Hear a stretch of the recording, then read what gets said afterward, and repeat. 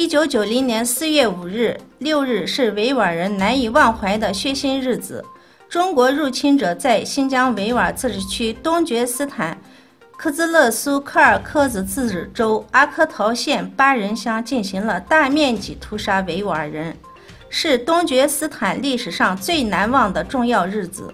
为纪念被屠杀的烈士，今天居住在世界各地的维吾尔人在所在国家的中国领事馆和广场进行纪念及谴责抗议中国活动。美国贸易代表办公室公布对华301调查征税产品建议清单，欲对约1300项共计500亿美金的产品苛征25%的关税。中国政府宣布将以同样的方式回应美国。4月4日，白宫发言人桑纳桑德斯宣布，美国在叙利亚的军事任务正在快速结束，伊斯兰国几乎已经被全部摧毁，但是美国仍然致力于清剿伊斯兰国在叙利亚残留的小股势力。目前还没有确定美军最后撤军的日期。总统特朗普上周曾经表示，美国军队将很快撤出叙利亚。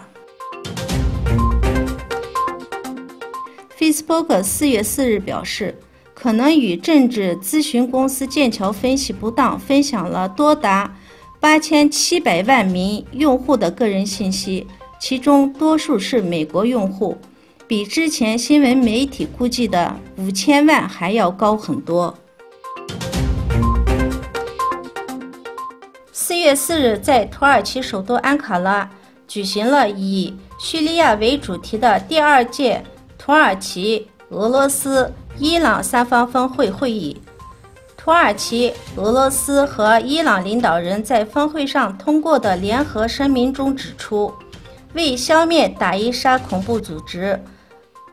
努斯拉阵线、基地组织或与打伊沙有关联的个人和组织，将继续展开合作，同时呼吁包括联合国在内的国际社会为提供附加援助，重新恢复基础建筑以及保护历史古迹，而对叙利亚增加援助。